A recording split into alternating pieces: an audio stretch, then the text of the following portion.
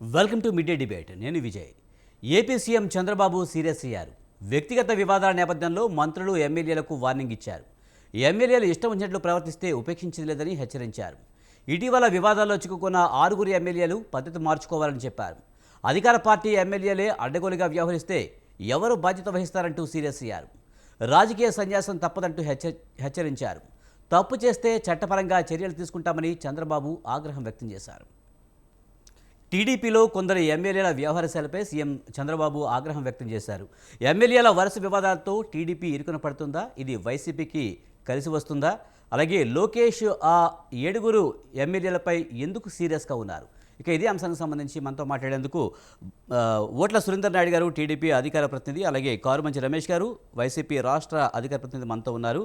ముందుగా సురేందర్ నాయుడు గారు, నమస్తే అండి.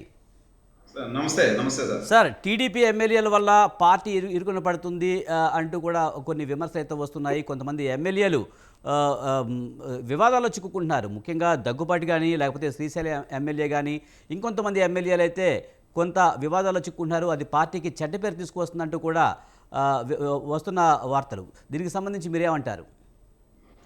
సార్, మీకు ప్యానల్లో ఉన్నటువంటి సోదరుడు రమేష్ గారికి, అదేవిధంగా స్వతంత్ర న్యూస్ వీక్షిస్తున్నటువంటి ప్రేక్షకులకి నమస్కారాలు తెలియజేసుకుంటూ, సార్ ఇక్కడ మనం 2 విషయాలు గమనించాలి.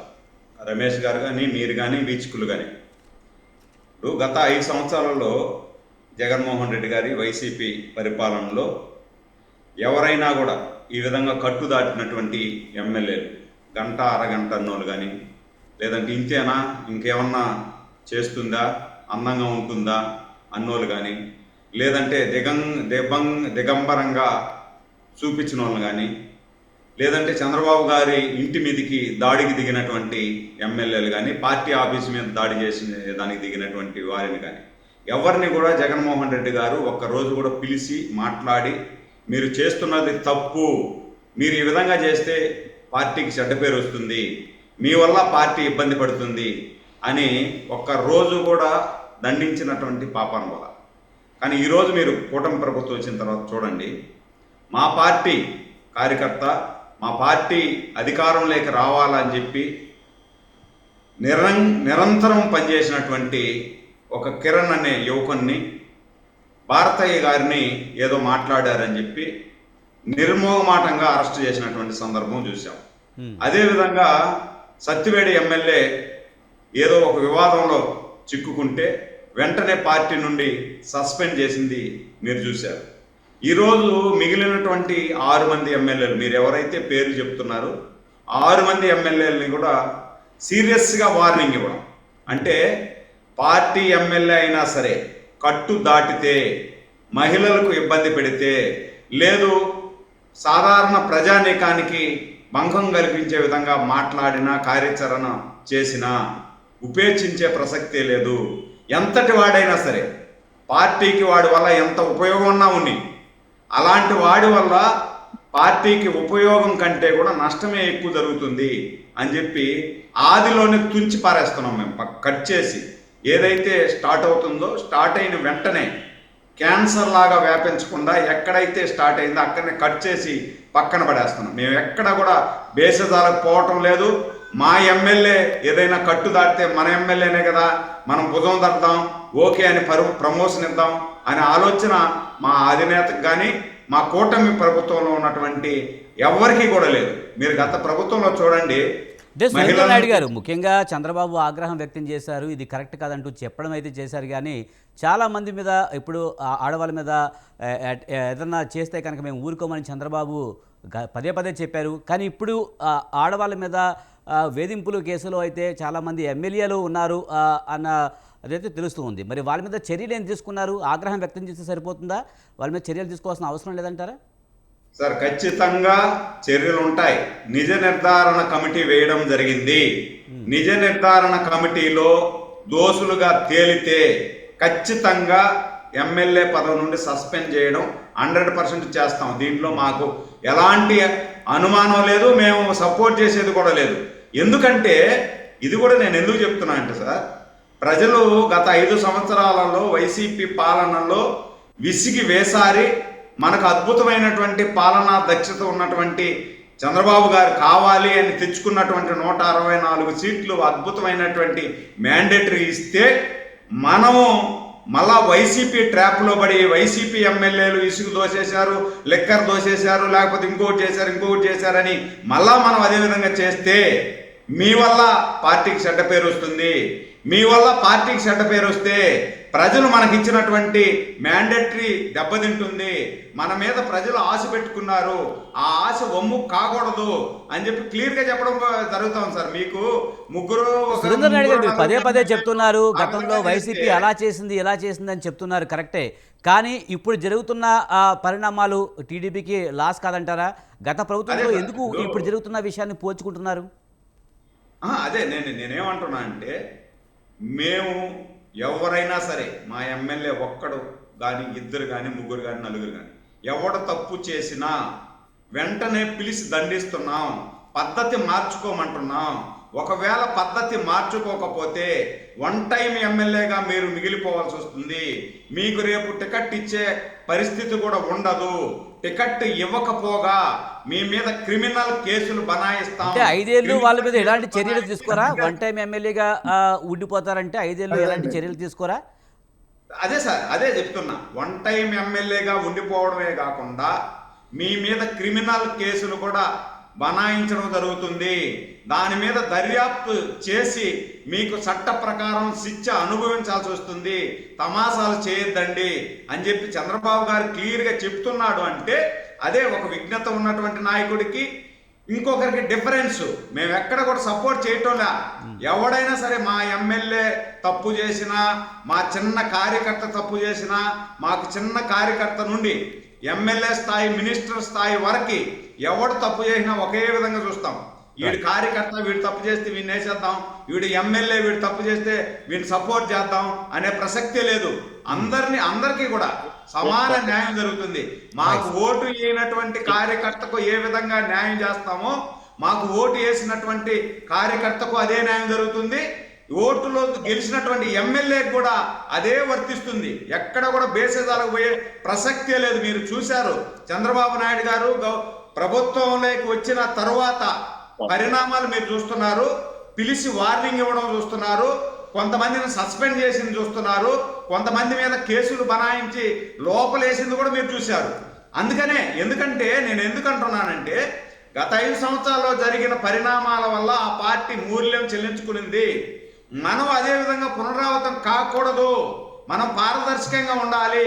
ఒకడిద్దరు ఎమ్మెల్యేలు వెళ్ళిపోయినా పర్వాలేదు, పార్టీని వదిలి వెళ్ళిపోయినా వాడు ఎంతటి వాడైనా సరే క్రమశిక్షణకు లోబడి పనిచేయాలి. ఈ పార్టీలో క్రమశిక్షణ కట్టు దాటి లక్ష్మణ రేఖ దాటితే కఠిన చర్యలు ఉంటాయనే సంకేతం చంద్రబాబు గారు ఇస్తా ఉన్నారు. ఎక్కడ కూడా ఉపేక్షించడం లేదు. సురేందర్ నాయుడు గారు ఇంకా మాట్లాడదామంటే మనతో పాటు బండ రమేష్ గారు, ముఖ్యంగా టీడీపీ ఎమ్మెల్యేల తీరుపై అయితే చంద్రబాబు నిన్న స్ట్రాంగ్గా వార్నింగ్ ఇవ్వడం జరిగింది. ఖచ్చితంగా ఇలా చేస్తే ఎమ్మెల్యే అయినా సరే ఖచ్చితంగా చర్యలు తింటాయి, చట్ట ప్రకారం వెళ్తామంటూ కూడా చంద్రబాబు చెప్పడం జరిగింది. సార్ మీరు ఎలా చూస్తారు? సార్, మీకు ప్యానల్ ఉన్న సభ్యులకు అలాగే స్వతంత్ర టీవీ ప్రేక్షకులందరికీ గుడ్ ఆఫ్టర్నూన్ అండి. ఇప్పుడు చంద్రబాబు నాయుడు గారు చెప్పే మాటలకి చేసే చేతలకి అసలు ఎప్పుడూ కూడా పొంతన ఉండదు. ఆయన రాజకీయ జీవితం అంతా కూడా మాయ మాటలు చెప్పడం, కుట్రలు చేయడం, కుతంత్రాలు చేయడం, అధికారంలోకి రావడం, అధికారంలోకి వచ్చిన తర్వాత ఆయన చెప్పిన వాగ్దానాలను మర్చిపోవడం, ఇవన్నీ కూడా మనం చూస్తూనే ఉన్నాం. వీటన్నిటికీ ఆయన డైరెక్ట్గా మనం అన్నింటిలో కూడా ఎన్నో ఉదంతాలను మనం చూసిన సంఘటనలు ఉన్నాయి. ఈ రోజున 2024కు ముందు అధికారంలోకి వచ్చే ముందు ఆయన బోల్డని హామీలు ఇచ్చారు. అధికారంలోకి ఆ హామీలు నమ్మి ప్రజలు, పవన్ కళ్యాణ్ గారు కూడా ఉన్నాడు, నేను బాధ్యత అన్నాడు కాబట్టి ఈ రోజున పవన్ కళ్యాణ్ గారిని ఆయన్ని నమ్మి ఏదో ప్రజలు ఓట్లేస్తే అధికారంలోకి వచ్చారు. అధికారంలోకి వచ్చిన తర్వాత వాళ్ళ ఎమ్మెల్యేలు కానీ మంత్రులు కానీ ఈరోజు చేస్తున్న వ్యవహారాలు చూస్తుంటే రాష్ట్రం అంతా కూడా ఎంతటి అరాచక పాలన, రాక్షస పాలన కొనసాగుతుందో ప్రత్యేకంగా నేను చెప్పక్కర్లా. మీరు అందరూ కూడా చూస్తున్నారు. ఈ రోజున ప్రత్యేకంగా దాని మీద చర్చ కూడా పెట్టుకోవాల్సిన పరిస్థితి ఏర్పడిందంటేనే ఎంతటి దారుణమైన పరిస్థితి ఉందో ఈ రాష్ట్రంలో అందరికీ తెలుసు. మొట్టమొదటి అసలు మట్టి విషయంలో కానీ, గ్రావెల్ విషయంలో కానీ, ఇసుక విషయంలో కానీ వీళ్ళు ఉచిత ఇసుక పేరుతో చేస్తున్న దోపిడీ ఎమ్మెల్యేలు కానీ వాళ్ళు కానీ అసలు ఈ రాష్ట్రం అంతా కూడా చంద్రబాబు నాయుడు గారు ఒక రేటు పెడితే ఆ రేటుకి 50 రూపాయలు 100 రూపాయలు ఎక్సెస్ వేసి ఎక్కువగా అమ్ముకుంటున్న పరిస్థితి. అలాగే ఇక మద్యం షాపుల విషయంలో వేలు పెట్టని ఎమ్మెల్యే ఉండరు నాకు తెలిసి. మ్యాక్సిమం 80% ఎమ్మెల్యేస్ ప్రతి ఒక్క మద్యం షాప్లో అసలు టెండర్లు వేసేటప్పుడే సిండికేట్ చేయాలని చెప్పి అసలు టెండర్ వాటిని వేయనివ్వకుండా ఫస్ట్లోనే ఆపితే ఆ రోజున కూడా చంద్రబాబు నాయుడు గారు ఆగ్రహం వ్యక్తం చేసిన పరిస్థితులు మనం చూసాం. ఆయన ఆగ్రహం వ్యక్తం చేసి ఎవరో కూడా ఎమ్మెల్యేలు కలగజేసుకోవద్దని చెప్పిన తర్వాత మళ్ళీ వీళ్ళందరూ కూడా టెండర్లో పాల్గొన్నారు. ఆ తర్వాత రైట్. రమేష్ గారు, టెండర్లో పాల్గొన్న తర్వాత షాపులు ఎమ్మెల్యేలు కానీ మంత్రులు కానీ ఆ షాపులు వచ్చిన వాళ్ళని ఎన్ని ఇబ్బందులకు గురి చేశారో ఈ రోజున ఆ షాపులు లాక్కోవడం కానీ వాటిలో 15 రమేష్ గారు, మీరు చెప్తున్న ఈ మట్టి దోపిడీ కానీ లిక్కర్ కానీ ఇవన్నీ కూడా ఏ ప్రభుత్వం ఉన్నా ప్రతిపక్షంలో ఉన్నప్పుడు మాట్లాడే మాటలే. కానీ ఇప్పుడు జరుగుతున్న ఈ పరిణామాలు ముఖ్యంగా ఎమ్మెల్యేలు పెద్ద ఎలిగేషన్స్ వస్తున్నాయి. దీని మీద చంద్రబాబు తీవ్ర ఆగ్రహం వ్యక్తం చేస్తున్నారు. గతంలో వైసీపీ ప్రభుత్వం అధికారంలో ఉన్నప్పుడు ప్రభుత్వం అధికారంలో ఉన్నప్పుడు ఇలాంటి వ్యవహారాల విషయంలో అప్పటి వైసీపీ అధిష్టానం ఎలాంటి చర్యలు తీసుకోలేదు. కానీ టీడీపీ అయితే అధికారంలోకి వచ్చిన చంద్రబాబు నాయుడు ఇలాంటి విషయాల మీద సమీక్ష చేస్తున్నారు. ఎందుకు చేస్తున్నారు? ఖచ్చితంగా చట్ట ప్రకారం శిక్షిస్తామంటూ వార్నింగ్ ఇస్తున్నారు. అంటే అదుపు చేసే ప్రయత్నం చేస్తున్నారు. ఇప్పుడు మీరు వైసీపీ అధికారంలో ఉండగా చర్యలు తీసుకోలేదని చెప్పి మీరు ఎలా చెప్తారు? కోటంరెడ్డి శ్రీధర్ రెడ్డి గారు ఒక ఎండిఓ గారి మీదకి వెళ్తే ఆ రోజున కోటంరెడ్డి శ్రీధర్ రెడ్డి గారి మీద కేసు కట్టడం జరిగింది. చర్యలు తీసుకోలేదని ఎలా చెప్తారు? సురేంద్ర నాయుడు గారు నేను చెప్తుంది కాదు, టీడీపీ చెప్తుంది. అదే సురేంద్ర నాయుడు గారు టీడీపీ అండి. సురేంద్ర నాయుడు గారు కూడా చెప్పారు కదా వైసీపీ ఎప్పుడు చర్యలు తీసుకోలేదు అని చెప్పి చెప్పడం జరిగింది. మరి అదే కోటంరెడ్డి శ్రీధర్ రెడ్డి గారు ఈ రోజున ఆయన పార్టీలో నెల్లూరు రూరల్ ఎమ్మెల్యేగా ఉన్నారు. ఆయన ఎండిఓ మీదగా ఆ రోజున దౌర్జన్యంగా వెళ్లారని చెప్పి జగన్మోహన్ రెడ్డి గారు ఎమ్మెల్యేగా ఉన్న కేసు కట్టించాడు ఆయన మీద. మరి ఎందుకు కట్టించారు? ఈ రోజున మన సురేంద్ర నాయుడు గారు మాట్లాడుతూ గంట అరగంట అని మాట్లాడిన వాళ్ళు లేదా వేరే ఇలా దిగంబరులుగా కనిపించిన వాళ్ళు అని చెప్పి చెప్తున్నారు. ఈ రోజున వీళ్ళ పార్టీలో దిగంబరంగా కనిపించి ముద్దులు పెట్టుకుంటున్న వాళ్ళ మీద ఇంతవరకు చర్యలు తీసుకోలేదు. గుంటూరు ఈస్ట్ ఎమ్మెల్యే గారి మీద ఇంతవరకు ఆ అమ్మాయి ఎవరైతే సూఫియా అని చెప్పి ఇవన్నీ నిజమే, నాకు వాళ్ళ ఆయన స్వయంగా చెప్పడం జరిగింది, నేనే ఫోన్ని హ్యాక్ చేశానని చెప్పి అతను చెప్పాడు అని చెబితే ఆ అమ్మాయిని పోలీసులు ఇబ్బందులు పెడతా ఉంటే ఆ అమ్మాయి ఆత్మహత్య ప్రయత్నం చేసింది. మరి అదే గుంటూరు మహమ్మద్ నజీర్ గారి మీద ఎందుకు చర్యలు తీసుకోలేదండి? వీళ్ళు ఎందుకు సస్పెండ్ చేయలేదండి? అలాగే రమేష్ గారు ఇప్పుడు అదే చెప్తున్నారు. సురేంద్ర నాయుడు గారు కూడా ఎమ్మెల్యే అయినా మంత్రి అయినా ఎవరైనా సరే మేము ఖచ్చితంగా చర్యలు తీసుకుంటాం. అందులో భాగంగానే చంద్రబాబు నాయుడు నిన్న కేబినెట్ మీటింగ్లో ఆగ్రహం వ్యక్తం చేశారు, వార్నింగ్ ఇచ్చారని చెప్తున్నారు. అదే చెప్తున్నాను సార్, అది మాటల వరకే పరిమితం. నేను ఫస్ట్ మద్యం షాపులప్పుడే ఈయన ఇలాగ ఆగ్రహం వ్యక్తం చేశారు. ఆ రోజున సెటరైట్ కానీ ఎమ్మెల్యేలు ఈ రోజుకి కూడా అదే పందాన్ని కొనసాగిస్తున్నారు. అదే ఎమ్మెల్యేలు ఈ రోజు కోన రవికుమార్ గారు ఉన్నారండి, ఆమదల వలస ఎమ్మెల్యే గారు, కేజీబీబీ ప్రిన్సిపాల్ గారు నన్ను వేధిస్తున్నారు, నన్ను ఇబ్బందులకు గురి చేస్తున్నారు అని చెప్పి ఆవిడ కూడా ఆత్మహత్య ప్రయత్నం చేసింది. ఆ ఎమ్మెల్యే గారి మీద వీళ్ళు ఏం చర్యలు తీసుకున్నారండి? అలాగే కొలికిపూడి శ్రీనివాసరావు గారి గురించి తిరువూరు ఎమ్మెల్యే గారు అక్కడ విఆర్ఓను ఆత్మహత్య ప్రయత్నం చేశారు. ఆయన మీద ఏం చర్యలు తీసుకున్నారండి? ఏదో కంటి తుడుపు చర్యగా ఆ రోజున సచ్చివేడు ఎమ్మెల్యే కోనేటి ఆదిమూలం గారిది వీడియో ఒకటి బయటికి రాగానే ఆ వీడియో మీద వీళ్ళు చర్యలు తీసుకుని అదే కేసుని హైకోర్టులో కొట్టేయించారు. వాళ్ళిద్దరూ రాజీ పడిపోయారని చెప్పి హైకోర్టులో కొట్టేయించారు వీళ్ళు.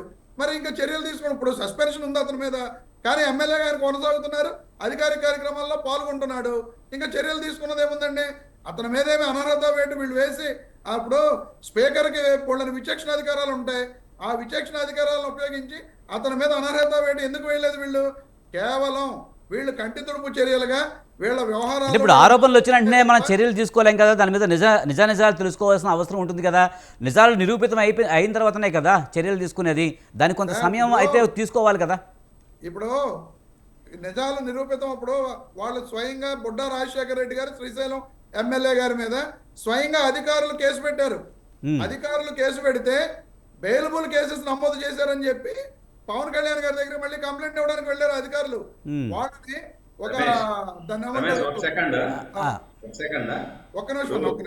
ఒకే సెకండ్ సబ్మిట్ చేస్తాను, మీరే మాట్లాడండి.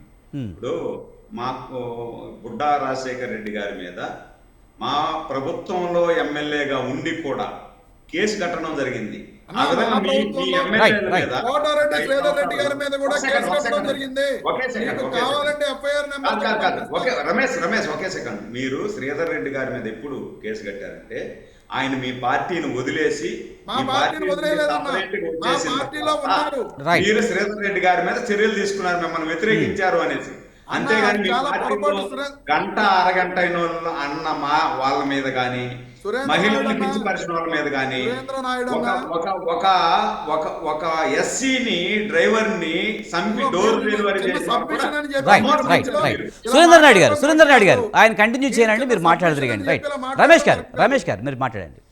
సార్ ఇప్పుడు సురేంద్ర నాయుడు గారు తప్పుదో పట్టిస్తున్నారు.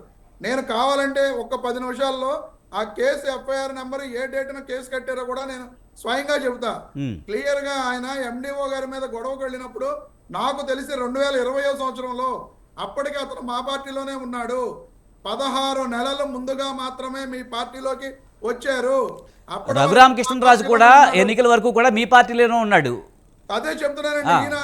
ఆయన పార్టీ నుంచి బయటకు వచ్చిన తర్వాత కేసు కట్టారని చెప్పి సురేంద్ర నాయుడు గారు చెబుతున్నారు. అది కరెక్ట్ కాదన్నా? మిమ్మల్ని వ్యతిరేకించిన తర్వాత రైట్ రైట్ కాదు. కోటంరెడ్డి శ్రీధర్ రెడ్డి గారి మీద మా పార్టీ మాతో సఖ్యతగా ఉన్నప్పుడే జగన్మోహన్ రెడ్డి గారు కేసు కట్టించారు. ఇదైతే వాస్తవం. అలాగే సోమిరెడ్డి చంద్రమోహన్ రెడ్డి గారు కియా పరిశ్రమ కాదండి, అక్కడ కృష్ణపట్నం పోర్టు దగ్గరికి వెళ్ళి అక్కడ సెక్యూరిటీ వాళ్ళ మీద దాడి చేశారు. సోమిరెడ్డి చంద్రమోహన్ రెడ్డి గారి మీద కేసు కట్టారా? వీళ్ళు కట్టలేదు. అలాగే ఆదినారాయణ రెడ్డి గారు అల్ట్రాటెక్ సిమెంట్ వాళ్ళ మీద అక్కడికి వెళ్ళి వాళ్ళు అనుచరులు కానీ వాళ్ళు కానీ గొడవలు చేయడం జరిగింది. అక్కడ కేసులు కట్టారా? కట్టలేదు. అలాగే ఎర్రపతినేని శ్రీనివాసరావు గారు చెట్టినాడు సిమెంట్ వాళ్ళని బెదిరించారని చెప్పి హైకోర్టుకు వెళ్ళి వాళ్ళు పర్మిషన్స్ తెచ్చుకున్నారు. మమ్మల్ని ఇక్కడ ఫ్యాక్టరీస్ రన్ చేయనివ్వట్లేదు, చాలా ఇబ్బందికర పరిస్థితులు ఉన్నాయని చెప్పి వాళ్ళ మీద కేసులు కట్టారా? కట్టలేదండి. ఇప్పుడు దగ్గుబాటి ప్రసాద్ గారు అనంతపురం ఎమ్మెల్యే గారు జూనియర్ ఎన్టీఆర్ గారిని వాళ్ళ తల్లి గారిని బండ బూతులు తిట్టారు. రమేష్ గారు మనం ఇంకా మాట్లాడదామండి, మిగతా గెస్టులతో కూడా మాట్లాడదాము, మనకు టైం సరిపోదప్పుడు. రైట్, షేక్ బాజీ గారు కాంగ్రెస్ రాష్ట్ర నాయకులు మనతో ఉన్నారు, ఆయనతో మాట్లాడదాం. బాజీ గారు, టీడీపీలో జరుగుతున్న పరిణామాలను ఎలా చూడాలి, ఎమ్మెల్యేల వ్యవహార తీరుని మీరు ఎలా చూస్తారు? విజయ్ గారు, ముందుగా మీకు అట్లాగే మన స్వతంత్ర టీవీ వీక్షకులకి, ప్యానల్ ఉన్న పెద్దలకి, మిత్రులకి శుభ సాయంత్రం అండి. ఇప్పుడు ఈ ఎమ్మెల్యేలు పదవుల్లోకి వచ్చాక గెలిచిన తర్వాత అటు వైసీపీ కాదండి, ఇటు టీడీపీ కాదు, వీళ్ళు తాము ఏదో ఒక ఒక అన్నిటికీ అతీతులం, మేమేం చేసినా చెల్లుబాటు అవుతుంది అనే ఒక అధికార మదంతో చాలా మంది కళ్ళు నెత్తికెక్కి ప్రవర్తిస్తూ ఉన్నారండి.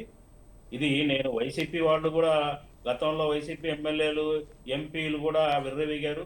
ఇప్పుడు ఆ మదం, అధికార అహంకారం అనేది వీళ్ళకి కూడా నెత్తికెక్కింది. అందుకే అలా ప్రవర్తిస్తున్నారు. చంద్రబాబు నాయుడు గారు, ఇంత సురేంద్ర నాయుడు గారు చెప్తా ఉన్నారు, చంద్రబాబు నాయుడు గారు మందలిస్తున్నారు, పిలుస్తున్నారు, అడుగుతున్నారు. ఇప్పుడు 6 ఎమ్మెల్యేలు వాళ్ళ యొక్క ప్రవర్తన బాగలేదని చెప్పేసి మందలించారు. సంతోషం, మందలిస్తారా? అధినాయకుడు కాబట్టి మందలిస్తాడు. కానీ అసలు ఇక్కడ మనం ఆలోచించాల్సిన విషయం ఏంటంటే, ఎందుకు ఇలా తయారవుతున్నారు వీళ్ళు, ఎందుకు ప్రవర్తిస్తున్నారు ఇలా? యాక్చువల్లీ వీళ్ళు ప్రజా ప్రతినిధులుగా ఎన్నికయ్యారు, ప్రజలకు జవాబుదారీగా ఉండాలి. మళ్ళీ వీళ్ళు రేపు ఎలక్షన్లో ఎన్నికల్లో పోటీ చేయాలంటే ఫేస్ చేయాల్సి వస్తుంది, ప్రజలు ఫేస్ చేయాల్సి వస్తుంది. ఇవాళ ఈ రకంగా ప్రవర్తించి కొంతమంది అయితే మహిళలతో అబ్యూజింగ్ గా ప్రవర్తించడం, కొంతమంది దాడులు చేయటం, కొంతమంది క్రిమినల్ కేసుల్లో ఇరుక్కోవడం, అట్లాగే చాలా లైన్ దాటుతున్నారు. లైన్ దాటి ఆ క్రమశిక్షణని ఉల్లంఘించి ప్రవర్తిస్తూ ఉన్నారు. ముందు మనం మాట్లాడుకోవాల్సిన ఏంటంటే, ఎందుకు ఇలా ప్రవర్తిస్తున్నారు? వీళ్ళకి ప్రజలంటే గౌరవం లేదా? ఆ ప్రజాప్రతినిధులు, ఆ పదవుల కుర్చీ అంటే గౌరవం లేదా? లేదా పార్టీలు అంటే గౌరవం లేదా? ఇప్పుడు భయం కానీ, ఇప్పుడు అధినాయకుడికి తెలిస్తే, చంద్రబాబు నాయుడు గారికి తెలిస్తే ఊరుకోడు, ఇది ప్రజల్లో చులకనవుతాం, మీడియాకి తెలిస్తే అల్లరైపోతాం అనే భయం కొంచెం కూడా లేనట్టుగా ప్రవర్తిస్తూ ఉన్నారు. సరిగ్గా శిక్షలు పడటం కాదు, క్షమించేసి వదిలేయటమే వీళ్ళ పేటరేగిపోవడానికి ప్రధాన కారణంగా నేను అనుకుంటున్నానండి.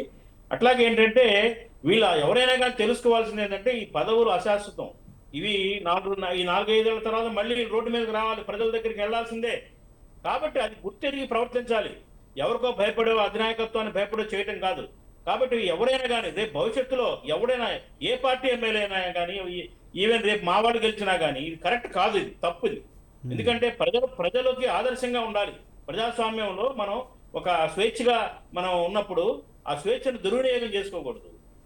ఆ మహిళల పట్ల చూడండి, ఇప్పుడు కొంతమంది ఎమ్మెల్యేలు మహిళలతోటి చాలా అసభ్యకరంగా ప్రవర్తించడం, ఆ వీడియోలు బయటకు రావడం, తర్వాత అబ్బే ఇదేదో ఇది ఫేక్ వీడియో మార్ఫింగ్ చేశారు అనటం. కూన రవికుమార్ గారు ఆయన పాపం ఆ కాలేజీ ప్రిన్సిపాల్ని వేధించాడని చెప్పేసి పాపం ఆవిడ మంచం మీద ఉండి బెడ్ మీద ఉండి అల్లాడిపోతూ తను ఇట్లా చేశాడని మాట్లాడింది. ఆయన ఎక్కడో ఉన్నాడు విదేశాల్లో, బయటకు వచ్చి నాకు సంబంధం లేదు ఇదంతా తప్పుడు అని మాట్లాడతాడు. అటు నజీర్ అహ్మద్ గుంటూరు ఈస్ట్ ఎమ్మెల్యే మహిళలతోటి ఆ రకంగా ప్రవర్తిస్తూ వీడియోలో దొరికిపోయాడు. అలాగే అంతకుముందు వైసీపీలో కూడా మాధవ్ అనే అతను ఎంపీ, అట్లాగే అంబటి రాంబాబు గారు ఆయన యొక్క వీడియోస్, అట్లాగే అవంతి శ్రీనివాస్ గారు, ఎన్ని ఒకళ్ళ రెండండి, వీళ్ళందరూ కూడా ఒకటే కేటగిరీ. ఏంటంటే వీళ్ళు మేము ఎన్నికయ్యాము, మాకు ఎదురు లేదు, మేమేం చేసినా చలామణి అవుతుంది. అలాగే మహిళల పట్ల చిన్న చూపు, వాళ్ళని ఏ రకంగా మా అధికారంలో ఉన్నాం కాబట్టి మేమేం చేసినా కానీ వాళ్ళు బానిసలుగా తలొక్కుతారు, మనం ఏం చేసినా నడుస్తుంది అనే ఒక అహంకారంతో ప్రవర్తిస్తూ ఉన్నారు. ఇది ప్రజలు ఊరుకోరండి. ప్రజల దృష్టిలో ఆ మైనస్ మచ్చ ఇప్పటికీ కూడా అలా నిలిచిపోయి ఉంటుంది, ఇది గ్రహించాలి. అలాగే జూనియర్ ఎన్టీఆర్ గారిని, ఆయన దుర్గా ప్రసాద్, ఆయన ఎవరు అనంతపురం ఎమ్మెల్యే దగ్గుపాటి ప్రసాద్ గారు, ఆయన జూనియర్ ఎన్టీఆర్ గారిని మాట్లాడటం, ఆ రకంగా అబ్యూజింగ్, ఆయన ఫ్యాన్స్ తిరగబడటం, ప్రతిదీ వివాదాస్పదం అవుతుంది. వివాదాలు కొని తెచ్చుకుంటున్నారా, వీళ్ళు అహంకారంతో ప్రవర్తిస్తున్నారా, ఏంటిది వీళ్ళు? కాబట్టి ఏంటంటే కట్టడి చేయాల్సిన అవసరం ఉంది, ఏ పార్టీలో వాళ్ళు చేసినా కానీ. పార్టీ మేనేజ్మెంట్ ఏదైతే బాజీ గారు, పార్టీ ఏదైనా సరే మీరు చెప్పినట్టు ఏంటంటే నిజంగా వీడియోల్లో దొరికిపోయిన సందర్భాలు మనం చాలా చూసాం. అటు వైసీపీ చూస్తాం, ఇప్పుడు టీడీపీ చూస్తున్నాం. కానీ అయినా సరే ఈ వీడియోలు మావి కావు అని చెప్పి అడ్డంగా మాట్లాడడం ఎలా చూడాలి? అంటే ఆధారాలు ఉన్నా కూడా వాళ్ళు బుకాయించే ప్రయత్నం చేస్తున్నారు, నమ్మించే ప్రయత్నం చేస్తున్నారు అనుకోవచ్చా? అంతేనండి, వీళ్ళు ప్రజలు ఏదైనా నమ్మేస్తారు. ఇవాళ సాంకేతికంగా ఎంత టెక్నాలజీ అభివృద్ధి చెందిందో అదే సమయంలో ఆ టెక్నాలజీ ఫేక్ అని కూడా చెప్తే నమ్మే పరిస్థితులు వచ్చినాయి. అవును. కాబట్టి ఏంటంటే వీళ్ళు చేసేసి మేము ఫేక్ ఇది మార్ఫింగ్ వీడియో అని అనగానే అయిపోతుందిలే అనే ఒక ధీమా కూడా ఈ అరాచకాలకు కారణంగా నేను అనుకుంటున్నానండి విజయ్ గారు. ఏంటంటే ఇవాళ ఇప్పుడు టెక్నాలజీలో ఇప్పుడు ఫోటోలు మార్ఫింగ్ చేస్తారు. ఏ టెక్నాలజీ వచ్చేసిన తర్వాత ఇంకా చాలా ఈజీ అయిపోయింది మార్ఫింగ్ చేయడం కూడా ఆటోమేటిక్ గా. తప్పు చేసి దాన్ని ఏంటంటే అడ్డంగా బుకాయించటం, మేము కాదు అని అంటే సరిపోతుంది, ఏమైందిలే అనే అన్ని విషయాల్లోనండి, అవినీతి విషయాల్లో కానివ్వండి, లంచాలు తీసుకునే విషయం కానివ్వండి, మహిళల విషయంలో కానివ్వండి, దొమ్మీలు కానివ్వండి, మర్డర్లు కానివ్వండి, ప్రతిదీ వీళ్ళు చేస్తున్నారు, మేము కాదంటున్నారు, మా సంబంధం లేదంటున్నారు, ఇదేదో ఫేక్ వీడియో అంటున్నారు, ఆ వీడియోలో నేను లేనంటున్నారు, ఆ వాయిస్ నాకు కాదు. ఇంతకు ముందు రమేష్ గారు కూడా మాట్లాడుతూ ఓ మాట అన్నారు, ముఖ్యంగా ఇప్పుడున్న టీడీపీ ప్రభుత్వం మట్టి దోపిడీ చేస్తుంది, లిక్కర్ మాఫియా చేస్తుందని చెప్తున్నారు. ఇవే విమర్శలు గతంలో ప్రతిపక్షంలో టీడీపీ ఉన్నప్పుడు చేసింది. అంటే నిజానికి అధికారంలో ఉన్న వాళ్ళు ఇది పరిపాటిగా మారిపోయింది, ఈ హవాలా ఈ రకమైన దందా చేయడం అనేది.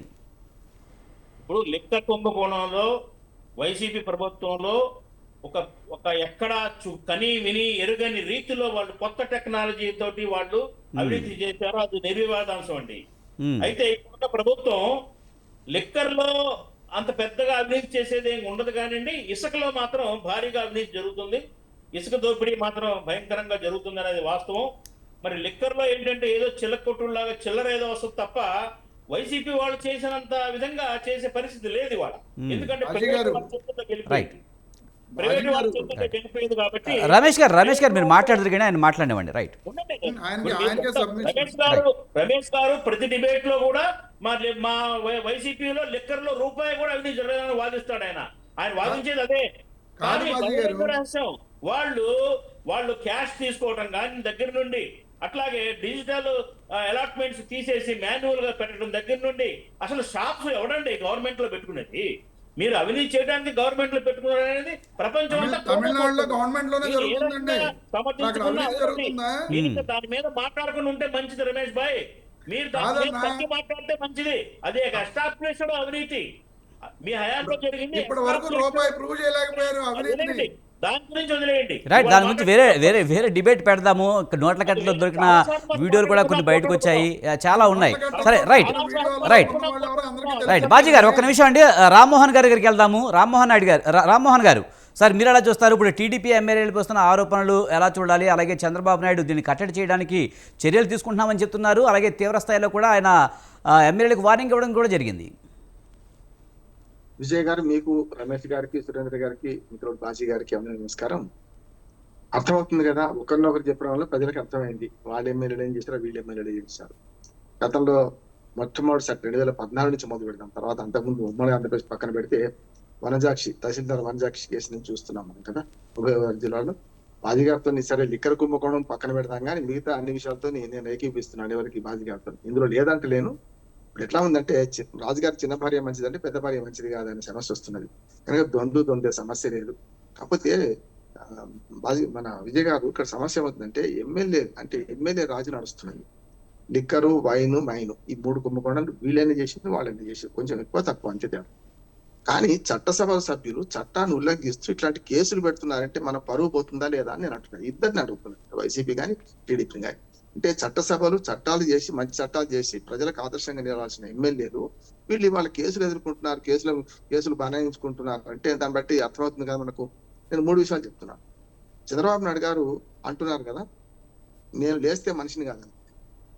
అంతేందుకు, నేను 95 ఎమ్మెల్యే మన ముఖ్యమంత్రిని చూస్తారు నన్ను. ఇప్పుడు ముఖ్యమంత్రి 2014 ముఖ్యమంత్రిని కాదు అని హెచ్చరించారు. మొదటిసారి అయిపోయింది, మొదటి హెచ్చరిక అయింది.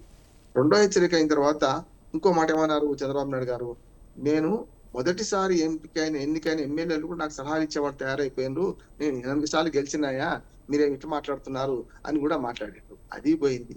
ఇప్పుడు చివరికి ఏమైందంటే, తన ఎమ్మెల్యేల మీద కేసు పెట్టమని తన ఆదేశాలు ఇచ్చేదాకా పోయే సమస్య వచ్చింది కదా.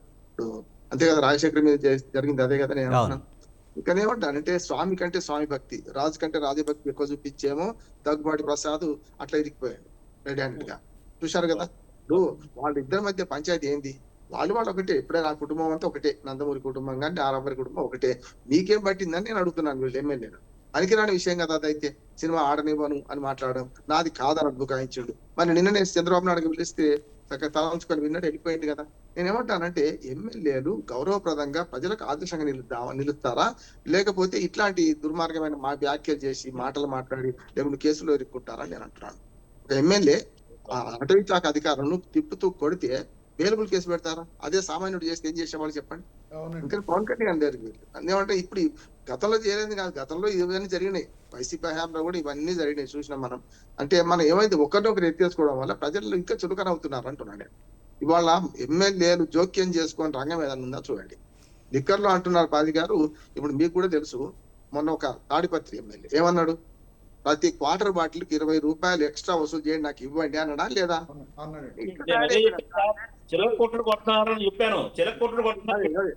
అదే లేదు. ఇప్పుడు ఏమంటున్నా బాజీ గారు, ఇప్పుడు ఇవాళ బహిరంగంగా ఒక వీధి గుండాలు వసూలు చేసినట్టు ఈ మాట అంటున్నాడు. నేను ఎమ్మెల్యే పట్ల చాలా గౌరవం ఉంది, ఈ మాట అంటే కూడా గౌరవ భంగం ఏమంటున్నా. బయట ఉన్నాం కనుక సమస్య లేదు. అసెంబ్లీ రౌడైన సినిమా వస్తే సినిమా టైటిల్ మార్చేదాకా మనం అంత గొడవ పెట్టాం కదా అసెంబ్లీ రౌడైన ఉండొద్దు అని చెప్పి. కానీ వాళ్ళు ఏమైందంటే, అసెంబ్లీ సాక్షిగా మంచి చట్టాలు చేయాల్సిన ఇదే ఎమ్మెల్యేలు వీళ్ళు వాళ్ళ బయట ప్రవర్తన ఎవరిని ప్రభావితం చేస్తే ఎట్లా ప్రభావితం చేయాలి, వాళ్ళ ఆదర్శంగా నిలుస్తారా అని నేను అనుకున్నాను. అందుకని చంద్రబాబు నాయుడు గారి విజ్ఞప్తి ఏంటంటే, 3 సార్లు బెదిరించింది కదా, ఈసారి ఊరుకోకండి అంటున్నాను నేను. 1995 ఎమ్మెల్యే మన ముఖ్యమంత్రిగా ప్రవర్తిస్తా అన్నాడు. ఇప్పుడైనా బయటకు రండి, ఖచ్చితంగా వీళ్ళందరినీ బయటకు పంపించండి. ఇటువంటి సంఘ విద్రోహ శక్తులు ఎవరైనా ఉంటే ఎమ్మెల్యే కానీ ఎంపీ కానీ ఎవరైనా సరే అంటున్నాను. ఈసారి అవినీతి విషయానికి వస్తే అందరూ అదే నీళ్ళలో మునిగున్నాం. అందుకని నీలం సంజయ్ రెడ్డి గారు ఎప్పుడో అన్నారు, అవినీతి విషయానికి వస్తే చాణక్యుడు ఎప్పుడో అంటాడు, చేపలు కదా నీళ్ళల్లో ఉంటే నీళ్లు తాకుండా ఉంటాయా అన్నట్టు. ఇవాళ అధికారం అనే దాంతో ఎవరు అధికారం ఉంటే వాళ్ళు ఈ 3 చేస్తున్నారు. ముఖ్యంగా గతంలో ప్రజలను దోచుకునేవాళ్ళు, ప్రజల దగ్గర చిన్న చిలకొట్టుడు కొట్టేవాళ్ళు. ఇప్పుడు అది లేదు. మైన్ కుంభకోణాలు, వైన్ కుంభకోణాలు, అట్లాగే మన శాండ్ కుంభకోణాలు నడుస్తూనే ఉన్నాయి ఇప్పుడైనా. వాటిలో ఎంత తీసేస్తే అంత పెరుగుతుంది. ఇప్పుడు ఫ్రీ శాండ్ అన్నారు కదా, ఒక్క మాట చెప్తాం, సురేంద్ర నాయుడు గారు ఉన్నారు ఇక్కడే. మరి అట్లా అందులో అవినీతి లేకుండా జరుగుతుంది అంటారా? ఇప్పుడైంది అంటున్నాను. అప్పుడైనా సరే మీకు డిజిటల్ పేమెంట్స్ లేకుండా ఇప్పుడు గవర్నమెంట్ నడిపిందంటే, రమేష్ గారు, నేను తమిళనాడులోకి అధ్యయనం చేసి ఫస్ట్ జగన్మోహన్ రెడ్డి గారు ఆ పని చేస్తుంటే చాలా ఆదర్శంగా నేను 2 వ్యాసాలు రాసినా కూడా మంచిది ఇది అన్నాను నేను. కానీ ఏమైంది, అందులో డిజిటల్ పేమెంట్ లేక పూర్తిగా డబ్బులు చేతులు మారి ఎవరికి పోయిన తర్వాత ఇప్పుడు నేనంటే అది పూర్తిగా ఎంక్వైరీ కాకుండా యాజ్ అడ్వకేట్ గా నేను ముద్దాయిలు మాత్రమే వాళ్ళు అంటున్నాను, లేకపోతే ఇది ఆరోపణ మాత్రమే అంటున్నాను. ఆరోపణ రుజువైన తర్వాత గట్టిగా మాట్లాడవచ్చు మనం. కానీ ఈ కేసు అయితే అయిందా, ఆరోపణలు అయితే సిట్ అయితే వేసింది కదా, వాళ్ళు కొన్ని ఆధారాలు సేకరిస్తున్నారు కదా. అందుకని ఏమంటానంటే, ఈ 3 అంశాలలో అవినీతి మనం తొలగించలేని పరిస్థితి వచ్చింది. అధినాయకులు కూడా ఏం చేయలేని పరిస్థితి వచ్చింది. దానికి కారణం ఏంటి? ఎన్నికలప్పుడు liquor money power, liquor power ఎన్ని రోజులు ఉంటుందో, లిక్కర్ మనీ పవర్ ఎన్ని రోజులు ఉంటుందో ఎన్నికల్లో ఖచ్చితంగా ఈ దోపిడీ అని ఆగదంటున్నాను.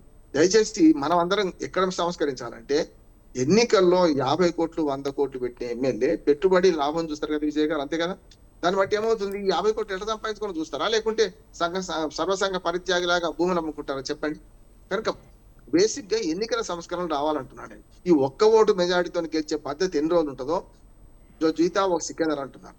నేనేమంటున్నాను, చాలా అభివృద్ధి చెందిన దేశాల్లో ఒక దామాష పద్ధతి ఎలక్షన్స్ ఉన్నాయి. ఇప్పుడు చూడండి, మనకు ఎన్నికలు ఇప్పుడు మొన్న న్యాయం అని మాట్లాడను కానీ 40% ఓట్లు వచ్చిన వాళ్ళకి 11 సీట్లు వస్తాయి కదా. మిగతా అంతకంటే తక్కువ కొంచెం తేడా వచ్చిన వాళ్ళకేమో 150 164 వస్తాయి కూటమంతా. అప్పుడు కూడా అంతకుముందు జరిగింది అదే కదా.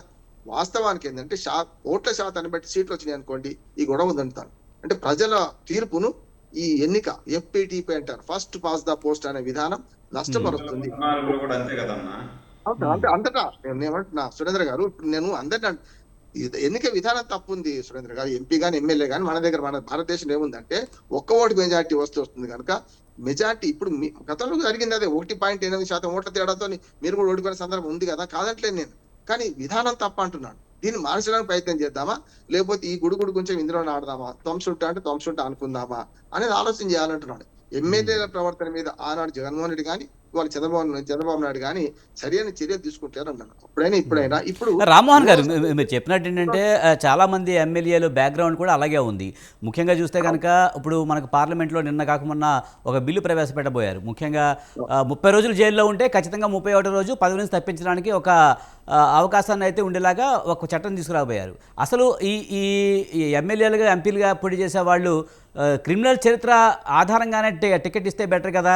ఇలాంటి క్రిమినల్ చరిత్రలు ఉన్న వాళ్ళకి టికెట్లు ఇవ్వకుండా, ఆరోపణలు ఉన్న వాళ్ళకి టికెట్ ఇవ్వకుండా ఉంటే ఇలాంటి పరిణామాలు జరిగే అవకాశాలు తక్కువగా ఉంటాయిగా.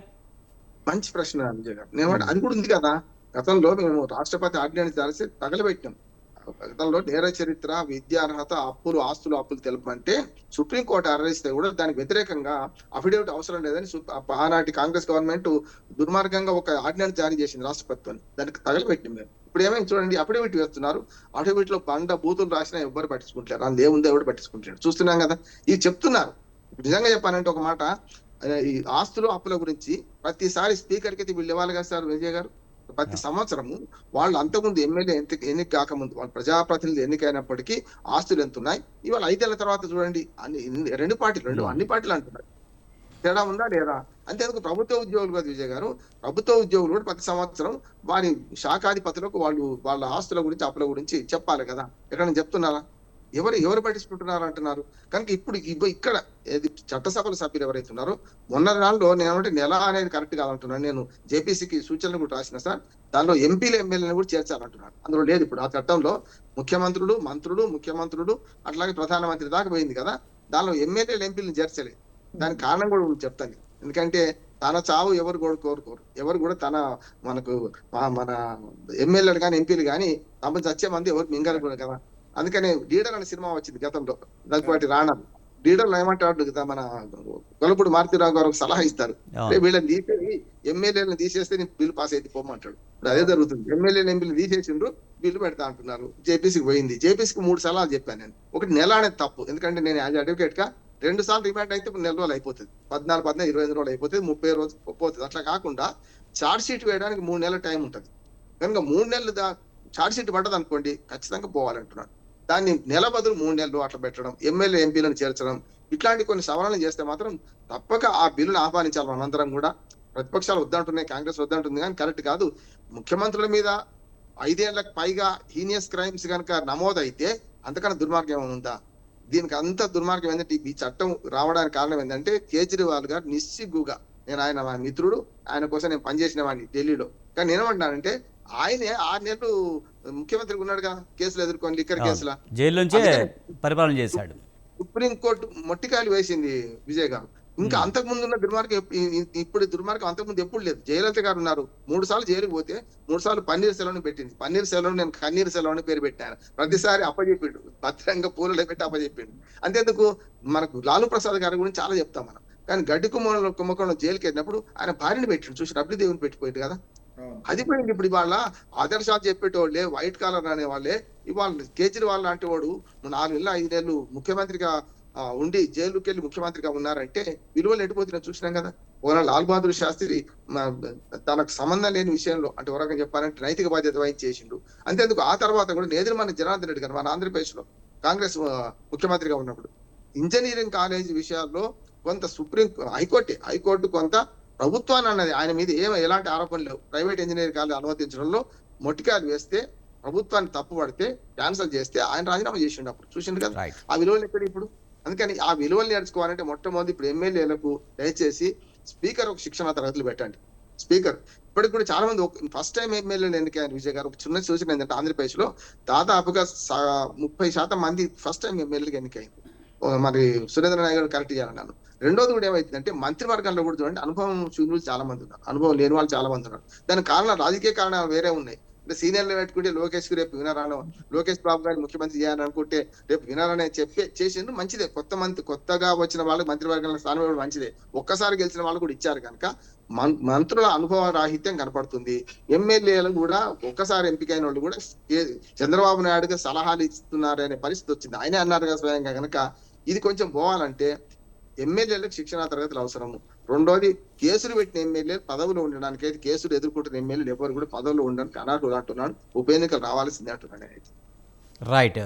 సురేంద్ర నాయుడు గారు, చంద్రబాబు నాయుడు పదే చెప్తున్నారు తప్పు చేస్తే ఖచ్చితంగా చట్టపరంగా చర్యలు తీసుకుంటామని చెప్తున్నారు. గతంలో 95 సీఎంగా నేను మారిపోతానని చెప్తున్నారు. కేవలం మాటల వరకే చెప్తున్నారు కానీ చర్యలు అయితే తీసుకుంటలేదనే విమర్శలు చెప్తున్నారు. ముఖ్యంగా ఆడవాళ్ళపై వేధింపులు చేస్తే నేను అంతు చూస్తానంటూ కూడా పదే ప్రసంగాల్లో చంద్రబాబు నాయుడు చెప్తున్న పరిస్థితి ఇప్పటికీ చెప్తున్నారు. అయినా కానీ చర్యలు ఎక్కడున్నాయి? విజయ్ గారు, ఇప్పుడు ఇందాక మాట్లాడిన వక్తలు కూడా కొన్ని రైజ్ చేశారు. నేను దాంట్లో కొన్ని వాటితో నేను నిరభ్యంతరంగా ఏకీభవిస్తా. నేనేమి దానికి తెలుగుదేశం పార్టీ అధికార ప్రతినిధి అయినా కూడా కొన్ని నిజాలు నిర్భయంగా మాట్లాడతా, నిజాలు ఉంటే ఒప్పుకుంటా. నేను మామూలుగా నా నైజం అంతా. ఇప్పుడు చంద్రబాబు గారు ముఖ్యమంత్రి అయిన తర్వాత, కూటమి ప్రభుత్వం అధికారంలోకి వచ్చిన తర్వాత ఒక పక్క సంక్షేమం, ఇంకొక పక్క అభివృద్ధి, ఈ రెండు చేసుకుంటూ గత ప్రభుత్వం చేసినటువంటి 10 లక్షల కోట్ల రూపాయల అప్పును ఒక పక్క చేసుకుంటూ అమరావతి, పోలవరం అన్ని చూసుకుంటూ కూడా, అంటే వీటిలో పడిపోయేపాటికి ఎమ్మెల్యేలు ఏమయ్యారంటే, చంద్రబాబు నాయుడు గారు ఎప్పుడు వచ్చిన అభివృద్ధి దాని మీద పడిపోతాడు, సంక్షేమం మీద పడిపోతాడు, మనం పట్టించుకోడు, మనం ఏం చేసినా జరిగిపోతుంది అనే అనుకున్నారు. అంటే మూడో కన్ను తెరుస్తాను చంద్రబాబు నాయుడు గారు అనేది వాళ్ళకి తెలియదు. ఇప్పుడు నాకు దాదాపు 25 సంవత్సరాల నుండి నేను తెలుగుదేశం పార్టీలో సుదీర్ఘ కార్యకర్తగా, ఒక నాయకుడిగా ఎదిగా. నాకు తెలుసు చంద్రబాబు నాయుడు గారి సిస్టమ్ ఏంది, చంద్రబాబు నాయుడు గారి నైజం ఏంది అనేది. ఆయన దగ్గర చూడనట్టే ఉంటాడు. చూసిన తర్వాత ఒక తొక్కినాడంటే పాతాల్లో కానీ వెళ్ళిపోతారు ఎవడైనా సరే. పార్టీలో ఉన్నటువంటి నాయకుడు కానుండి, కార్యకర్త కానుండి, పార్టీకి అన్యాయం జరిగితే, పార్టీకి వీళ్ళ వల్ల ఇబ్బంది జరుగుతుంది అనుకుంటే ఉపేక్షించే ప్రసక్తి లేదు సార్. పైకి మాత్రము మెతక వైఖరి కనిపించినట్టే ఉంటుంది. ఎక్కడ కట్ చేస్తాడో అక్కడ కట్ అయిపోతుంది. దానికి ఉదాహరణలు చాలా ఉన్నాయి. మన రామ్మోహన్ రావు గారికి కూడా ఆ విషయాలు తెలుసు, బాజీ గారికి కూడా తెలుసు. రమేష్కి తెలుసో తెలీదో నాకు తెలుసు, కానీ బాజీ గారికి తెలుసు, రామ్మోహన్ గారికి కూడా తెలుసు. ఇందాక రామ్మోహన్ గారు మాట్లాడుతూ ఇసుకను గురించి కూడా మాట్లాడారు. ఉచిత ఇసుక మనం ఇస్తున్నాం. ఎవరైనా సరే ఉచితంగా వాళ్ళ ట్రాక్టర్ వాళ్ళు పెట్టుకొని, లేదు వాళ్ళ బండి వాళ్ళు పెట్టుకొని తీసుకొచ్చుకుంటే దాంట్లో ఎక్కడ అవినీతి జరుగుతుందో నాకైతే తెలియదు. నేను నా సొంతంగా నా ఎక్స్పీరియన్స్ చెప్తున్నా. నేను 2022లో ఇల్లు పని స్టార్ట్ చేశాను నేను సొంతానికి. ఆ రోజు నేను ఒక ట్రిప్పర్ ఇసుక నేను తీసుకొచ్చుకునేదానికి 27,000 రూపాయలే. అచ్చరాల 27,000 రూపాయలు ఒక ట్రిప్పర్ ఇసుక కొన్నా. ఇంకా స్టిల్ జరుగుతూనే ఉంది నా వర్క్. అంటే ఎందుకంటే కొంచెం సమకూర్చుకొని కట్టుకుంటున్నా. నేనేమో కోర్టులో కాదు. సురేంద్ర నాయుడు గారు, మన టాపిక్ అయితే డిబేట్ అవుతుంది. ముఖ్యంగా ఇప్పుడు మన ఎమ్మెల్యేల వ్యవహార తీరు మీద మనం మాట్లాడుతున్నాం. రైట్. అంటే రామ్మోహన్ రావు గారు చెప్పిన దానికి క్లారిటీ ఇవ్వాలి. ఈ రోజు 10,000 రూపాయలకు ట్రిప్పర్ ఇసుక దొరుకుతా ఉంది. అంటే 10,000కు 27,000కు ఎంత డిఫరెన్స్ సార్? అవినీతి జరిగినట్టు కాదు కదా ఒకటి. రెండోది వచ్చి ఎమ్మెల్యేల మీద ఎక్కడైనా మీరు చూడండి, గత 5 సంవత్సరాలలో మా చంద్రబాబు నాయుడు గారి ఇంటి మీద దాడికి తెగబడినటువంటి ఎమ్మెల్యేని మంత్రిని చేశారు. ఒక డ్రైవర్ని సంపి డోర్ డెలివరీ చేస్తే రాష్ట్ర వ్యాప్తంగా ఎస్సీలందరూ కూడా మాట్లాడితే అతన్ని తీసుకోరా పక్కన కూర్చొని పెట్టుకొని మళ్ళా బెయిల్ మీద బయట వస్తే ర్యాలీలు చేశారు. ఒక మాస్క్ అడిగినటువంటి ఒక దళిత మేధావి సుధాకర్ గారిని సురేందర్ రెడ్డి గారు, మీరు చెప్తున్నవన్నీ కూడా మీరు చెప్తున్న అన్నీ కూడా వైసీపీ ఓడిపోవడానికి ఒక కారణం కూడా అయ్యుండొచ్చు. కానీ ఇప్పుడు టీడీపీలో ఏం జరుగుతుంది, టీడీపీలో ఏం జరుగుతుంది, ఇప్పుడు ఎమ్మెల్యేల వ్యవహార శైలి ఏంటి? ఇంకొక విషయం ఏంటంటే టీడీపీలో ఆధిపత్య పోరుందా ముఖ్యంగా? సార్ చెప్పండి. తప్పుకు తప్పు ఒప్పు కాదు కదా వాళ్ళు అవును. మళ్ళీ మీరు దాన్ని ఎందుకు ఎత్తున్నారు? నేను అదే అడుగుతున్నాను సురేందర్ నాయుడు గారిని. మీరు ఇందాక మాట్లాడు ఇద్దరిని ఒకే ఘాట్లో కట్టేశారు. సురేంద్ర గారు, ఇద్దరిని ఒక ఘాట్లో కట్టేయకూడదు అంటున్నా. ఇద్దరు ఒకటే కదా మీరు మీ దృష్టిలో మీరు అలాగే మాట్లాడుతున్నారు కదా సురేంద్ర గారు. అంటే నేనేమంటానంటే ఇప్పుడు గతంలో ఆ తప్పు వాళ్ళు చేశారు కాబట్టి 11కు పడ్డారు. మేము మనలో ఆ తప్పు చేయకూడదు, ఆ తప్పు జరగకూడదు. మీరు ఆ తప్పు చేస్తే నేను మందలించినా, నేను చర్యలు తీసుకున్నా, నేను హెచ్చరించినా పునరావృతం మళ్ళా మీరు ఆ విధంగా చేస్తా ఉంటే మిమ్మల్ని తీసి పక్కన పెట్టడానికి కూడా ఏమాత్రం సంకోచించను అని చెప్పి చంద్రబాబు గారు క్లియర్గా ఇవ్వడం జరిగింది. నిన్న క్యాబినెట్ అయిపోయిన తర్వాత నిజ నిర్ధారణ కమిటీ అనేది ఒకటి వేశారు సార్ విజయ్ గారు. నిజ నిర్ధారణ కమిటీకి కూడా టైం బౌండ్ కూడా పెట్టారు. 15 days టైం బౌండ్ పెట్టారు. ఈ 15 daysలో ఖచ్చితంగా నిజ నిర్ధారణ కమిటీ ఒక నివేదిక చంద్రబాబు గారికి క్రమశిక్షణ కమిటీకి ఇస్తుంది. క్రమశిక్షణ కమిటీలో ఖచ్చితంగా ఎవరైతే వీళ్ళు అన్యాయానికి పాల్పడ్డారో లేదంటే అవినీతికి పాల్పడ్డారో మహిళల పట్ల వేరే విధంగా ప్రవర్తించినా వాళ్ళందరి మీద కూడా చర్యలు ఉంటాయి. వీళ్ళు అదే నేను ముందు ఫస్ట్లో మాట్లాడినప్పుడు కూడా నేను ఒక విషయం చెప్పాను మీకు. మీరు వన్ టైం ఎమ్మెల్యేలుగా మిగిలిపోవాలనుకుంటున్నారా, జీవితాంతం ప్రజాసేవలో తరించాలా, మళ్ళీ ఎమ్మెల్యేలు కావాలా అనుకుంటున్నారు? నిర్ణయం తీసుకోండి. మీరు వన్ టైం ఎమ్మెల్యేలు కావాలనుకుంటే రేపే మీ మీద చర్యలు ఉంటాయి. ఈ విధంగా మీ ప్రవర్తన మార్చుకోకపోతే మిమ్మల్ని పార్టీ నుండే కాదు పదవి నుండి కూడా సస్పెండ్ చేసి పక్కన పడేయడానికి ఏమాత్రం కూడా సంకోచించను అని చెప్పి చంద్రబాబు గారు క్లియర్ గా చెప్పేశారు. అంటే వాళ్ళలాగా మేము ప్రమోషన్ ఇవ్వటం లేదు, మేము క్లియర్ గా చర్యలు తీసుకుంటున్నాం. మా ఎమ్మెల్యే అయినా కూడా ఈరోజు బుడ్డా రాజశేఖర్ రెడ్డి మీద మేము కేసు బుక్ చేయమన్నాం, మేమే చెప్పాం కదా. ఆ విధంగా మీరు చేపించిన ధైర్యం మీకుందా? 20,000 మీరు చేపించారా? మా కార్యకర్త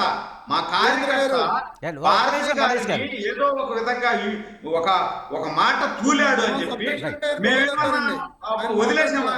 రైట్. రమేష్ గారు చంద్రబాబు నాయుడు గారు నిజ నిర్ధారణ కమిటీ వేశారు. ఖచ్చితంగా 15 రోజుల్లో కమిటీ రిపోర్ట్ ఇస్తుంది. దాని ఆధారంగా ఖచ్చితంగా చర్యలు తీసుకుంటాము. రాబోయే రోజుల్లో మీరు వన్ టైం ఎమ్మెల్యేగా మిగిలిపోతారా లేకపోతే కొనసాగుతారా అనే విషయాన్ని చంద్రబాబు నాయుడు చెప్పారని చెప్తున్నారు. అలాంటప్పుడు కొంతవరకు ఇలాంటి విషయాలను అదుపు చేసే ప్రయత్నాలు అయితే టీడీపీలో జరుగుతున్నాయి అనుకోవచ్చా?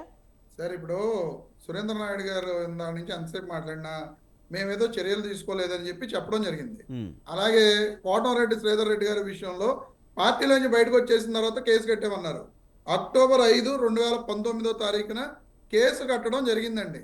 అంటే జగన్మోహన్ రెడ్డి గారు అధికారంలోకి వచ్చిన 4 నెలల 5 రోజులకి నెల్లూరు రూరల్ ఎమ్మెల్యేగా ఉన్న అప్పటి కోటంరెడ్డి శ్రీధర్ రెడ్డి గారు ఇప్పుడు వాళ్ళ పార్టీలో ఉన్నారు.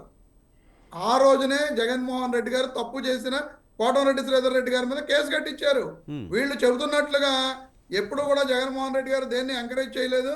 ఆ విషయాన్ని వీళ్ళు మసిపూసి మారేడుకాయ చేసి ఎంతసేపు కూడా జగన్మోహన్ రెడ్డి గారు ఎవరిని పట్టించుకోలేదు, ఎవరిని వాళ్ళని పిలిచి తిట్టలేదు, లేకపోతే వాళ్ళకి చెప్పలేదు అని చెప్పి వీళ్ళు దుష్ప్రచారం చేయడం తప్ప అక్టోబర్ 5, 2019 నేను 10 నిమిషాల్లో చెబుతానన్నా సురేంద్ర నాయుడు అన్న, మీరు చెక్ చేసుకోవచ్చు. అక్టోబర్ 5, 2019 కేసు కట్టారు ఆయన మీద. రమేష్ గారు నేను ఇంతకు ముందు కూడా మాట్లాడినప్పుడు రఘురామకృష్ణరాజు గారి పేరు ఎత్తాను. రఘురామకృష్ణరాజు గారు మీ పార్టీలో మీ ప్రభుత్వానికి వ్యతిరేకంగా మాట్లాడిన సందర్భాల్లో కూడా మీరు పార్టీ నుంచి ఎందుకు సస్పెండ్ చేయలేదు? అంటే ఆయన ఏం తప్పు చేయలేదని మీరు భావించారా? కేసులు అయితే పెడుతున్నారు కానీ ఎందుకు ఆయన్ని సస్పెండ్ చేయలేకపోయారు? ఇప్పుడు రఘురామకృష్ణరాజు గారి కేసు అనేది వేరే విషయం. అతను ఎంతసేపు కూడా పార్టీకి వ్యతిరేకంగా జగన్మోహన్ రెడ్డి గారు ఫస్ట్ లో చాలా సంవత్సరం 2 సంవత్సరాల పాటు నాకు తెలిసినంత వరకు జగన్మోహన్ రెడ్డి గారు మంచోళ్ళు అన్నట్టుగానే మాట్లాడేవాడు ఆయన. ఉమ్, కానీ ప్రభుత్వంలో తప్పులు జరుగుతున్నాయి, జగన్మోహన్ రెడ్డి గారు మంచోడు అన్నట్టుగానే మాట్లాడాడు ఆయన. మీరు చాలా వీడియోస్ మీరు చూడండి. ఆ తర్వాత ఆయన పట్టించుకోవడం మానేసి ఆయన యొక్క ప్రాధాన్యతని లోక్సభలో అక్కడ పైన కానీ అక్కడ కానీ తగ్గించడం మొదలుపెట్టిన తర్వాత జగన్మోహన్ రెడ్డి గారిని అటాక్ చేశాడు ఆయన. అప్పటి వరకు కూడా జగన్మోహన్ రెడ్డి గారు శ్రీరాముడు శ్రీచంద్రుడు అని చెప్పి శ్రీరామచంద్రుడు అని చెప్పి మాట్లాడాడు. సరే రమేష్ గారు, మీరు చెప్తున్నట్టు ఆయన ఏమన్నాడు, ఈ పార్టీ ఎలాంటి కేసులు పెట్టించిన విషయం పక్కన పెడితే అసలు ఆయన ఎందుకు సస్పెండ్ చేయలేదు, ఆయన మీద పార్టీ పరంగా ఎందుకు చర్యలు తీసుకోలేకపోయారని నేను అడుగుతున్నా. సార్ ఇప్పుడు సస్పెండ్ చేయడానికి అతను సస్పెండ్ చేసిన వ్యవహారాన్ని మనం పెద్ద విషయం చేయడం ఎందుకు? అతను సస్పెండ్ చేసి అతనికి మరి అవకాశం కేసులు పెట్టారు కదా, ఇవ్వడం చాలా పని కేసులు అయితే ఎందుకు? ఉన్నాయి కదా ఆయన మీద. ఏం పోలీస్ స్టేషన్లో కేసులు పెట్టారు, లాఠీలతో కొట్టారు, రకరకాల కేసులు పెట్టారు. ఇప్పుడు లాఠీలతో కొట్టారు అని చెప్పి ఆయన చెప్పుకోవడమే అంతే తప్ప అక్కడ కొట్టినట్టుగా ఈ రోజు కూడా రేపు పొద్దున జడ్జి గారి దగ్గర తేలుతుంది కదా. కేసు రమేష్, ఇంత పెట్టారు, దారుణం పెట్టిన మాట్లాడదు తర్వాత రమేష్ మీరు. ఆ వాదన దారుణం జరిగిన రమేష్, మీరు మాట్లాడేది మాత్రం చాలా దారుణం. సురేంద్రన్న మళ్ళీ మీరు ప్రతి దాంట్లో Right. మధ్యలో వచ్చేస్తున్నారు మీరు. రేపు జడ్జి గారు నిజంగా రఘురామకృష్ణరాజు గారిని జగన్మోహన్ రెడ్డి గారే కొట్టించారు, జగన్మోహన్ రెడ్డి గారే చేశారు ఇదంతా అని చెప్పి ప్రూవ్ అయితే మేము ఒప్పుకుంటాం. అప్పుడు అదేమీ లేకుండా ఈ రోజున ఆయన అభూత కల్పన చేసి ఆయన పెట్టుకున్నారు కేసు. రేపు పొద్దున వాస్తవాలు కోర్టులో తేలిన తర్వాత మనం మాట్లాడుకోవచ్చు. ఇవాళ ఎందుకని అంతా అయిపోయింది, ఆయన టీడీపీలోకి వెళ్ళిపోయాడు, అక్కడ ఎమ్మెల్యేగా గెలిచాడు, మీరు పార్టీ పరంగా చర్యలు తీసుకోలేదు ఎందుకు అంటే మీరు ఇదంతా చెప్తున్నారు. రైట్. ఇప్పుడు అతను పార్టీ పరంగా చర్యలు తీసుకోవడానికి అతను మా పార్టీ నాయకుడు అధినాయకుడి మీద చివరిలో తప్ప మా ముందు అధినాయకుడి మీద ఎక్కడ కూడా అతను కామెంట్స్ చేసిన పరిస్థితి లేదండి. Right. నేను మీకు అదే చెప్తున్నా. నేను ఓకే మీరు ఓకే కొంచెం ఒక్క నిమిషం సార్, మీరు బాజీ గారు ముఖ్యంగా ఒక్క నిమిషం మా సార్. పార్టీలో జరిగే ఏ విషయమైనా ఖచ్చితంగా మేము కొంత టైం తీసుకునైనా సరే ఖచ్చితంగా దోషులుగా ఎవరైతే తేల్తారో వారి మీద చర్యలు తీసుకుంటాము, నిజ నిర్ధారణ కమిటీ వేశాము అని చెప్తున్నారు టీడీపీ నాయకులు. సార్ ఇప్పుడు వీళ్ళు ఒకటి కాదు, 2 కాదు, 6 ఎమ్మెల్యేలు 7 ఎమ్మెల్యేల మీద చాలా ఆరోపణలు ఉన్నాయి. బయటకు వచ్చినవి, బయటకు రాని అనేకం ఉన్నాయి. ఇదే కాదు, సంవత్సరం క్రితం కూడా కొంతమంది ఎమ్మెల్యేల మీద అలిగేషన్స్ వచ్చినాయి. కానీ వీళ్ళ ధైర్యం ఏంటి? ఎలిగేషన్స్ వచ్చినాయి, మా అధినేత దృష్టిలో పడితే మనకు మైనస్ అవుతుంది, మళ్ళీ టికెట్ ఎవరేమో అనే ఒక భయం ఉందా వీళ్ళకి? లేదు. ఇప్పుడు 50 కోట్లు 60 కోట్లు ఖర్చు పెడతావా అని అడిగి టికెట్లు ఇస్తే ఇలాగే ఉంటుంది. ప్రతి ఎమ్మెల్యే కూడా ఖర్చు పెట్టింది ఎక్కడెక్కడ తెచ్చుకోవాలి, ఎలా సంపాదించుకోవాలి తిరిగి అని ఆ అన్వేషణలో పడ్డారు. ఆ వేటలో పడిన భాగంలోనే ఇలాంటి అరాచకాలు, అకృత్యాలు ఇవన్నీ జరుగుతూ ఉన్నాయి. ఏం చేయగలుగుతారండి? ఒక ఎమ్మెల్యే మీద ఇప్పుడు తిట్టారు, పిలిచి మందలించాడు, అంతకంటే ఏం చేయగలుగుతారు? ఎమ్మెల్యే పోస్ట్ నుంచి తీసేయలేరు కదా. అతను 5 ఏళ్ళ ఎమ్మెల్యేనే. ఈ పార్టీ కాకపోతే ఇంకొక పార్టీ రేపు ఇంకో 100 కోట్లు ఖర్చు పెడతాను టికెట్ ఇవ్వండి అంటే ఇంకొక పార్టీ టికెట్ ఇస్తుంది. ఇవాళ అది కదా ధీమా. కాబట్టి దీన్ని ఎక్కడ కట్ చేయాలి? ఆ ధీమా కట్ చేయాల్సిన బాధ్యత ఏంటి? అసలు ఇవాళ ప్రభుత్వం వచ్చి సంవత్సరం దాటింది. ఏదైతే సూపర్ 6లు అన్నారో అరకరగా మొత్తానికి అష్ట కష్టాలు పడుతూ ఇస్తున్నారు. వాటిల్లో కూడా అనేక లోపాలు ఉన్నాయి. అన్నదాత సుఖీభావలో రైతులకి అందరికీ అందలేదని, అట్లాగే ఏదో తల్లికి వందనంలో పిల్లలకి కొంతమంది తల్లులకి అందలేదని, ఇలాంటి చాలా ఈ అమలు జరిపిన 4 సూత్రాల్లో కూడా 4 స్కీముల్లో కూడా అవకతవకలు ఉన్నాయి. ఈ ఎమ్మెల్యేలు ఏం చేయాలండి? వాళ్ళ నియోజకవర్గాల్లోకి వెళ్ళి ఎవరికి అందింది, ఎవరికి అందలేదు, ఇంకా ఎవరికి అందాలి, సమస్యలు ఏంటి, ప్రభుత్వానికి చెడ్డ పేరు రాకూడదు, స్కీములు సక్రమంగా అమలు జరపాలి అనే బాధ్యత ఒక్క ఎమ్మెల్యేకు ఉందా? చెప్పండి. ఒక్క ఎమ్మెల్యే ఈ పరిశీలన చేస్తున్నాడా? నథింగ్. ఇవాళ ఎక్కడ డబ్బులు వస్తాయి, ఎక్కడ మనం అధికారం చలాయించుకోవచ్చు, ఎక్కడ ఏ టెండర్లు దక్కించుకోవాలి, మనం ఎట్లా డబ్బులు సంపాదించాలనే ఆదుర్ద వేట తప్ప వేరేది ఏమీ లేదు. దాదాపు అన్ని నియోజకవర్గాల్లో పరిస్థితి ఇలాగే ఉందండి. ఇది వాస్తవం. కఠినంగా ఉన్న సురేంద్ర నాయుడు గారు ఒప్పుకోకపోయినా ఇది వాస్తవం. ఎక్కడ డబ్బు వస్తుందా అనేది ఎతుకుతున్నారు. తమ అనునయుల పేర్ల మీద టెండర్లు ఇప్పించుకుంటున్నారు. అట్లాగే ఎక్కడ రియల్ ఎస్టేట్ వ్యాపారాలు చేసుకుంటున్నారు. ఇవన్నీ జరుగుతున్నాయి. ఫ్యాక్ట్ ఇది.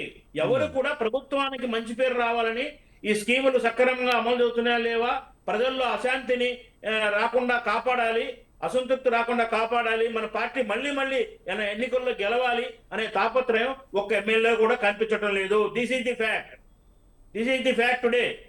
సో ఇసుక కానివ్వండి, లిక్కర్లో చిలకొట్టుడు కానివ్వండి, వేరే వేరే టెండర్స్ లో భాగస్వామ్యాలు కానివ్వండి, అట్లా అనేక రకాల ఈ భూములు రియల్ ఎస్టేట్ దందాలు కానివ్వండి, ఎక్కడెక్కడ కొత్త కొత్త రోడ్లు వస్తున్నాయి, ఆ రోడ్ల పక్కన స్థలాలు కొనుక్కోటాలు, అవన్నీ సొంత వాళ్ళకి ఇచ్చి ఇవన్నీ కూడా జరుగుతున్నాయి. ఆ దృష్టే ఉంది ఎమ్మెల్యేల మీద. సుందరనాయుడు గారికి కోపం వచ్చినా గానీ ఇది వాస్తవం సార్.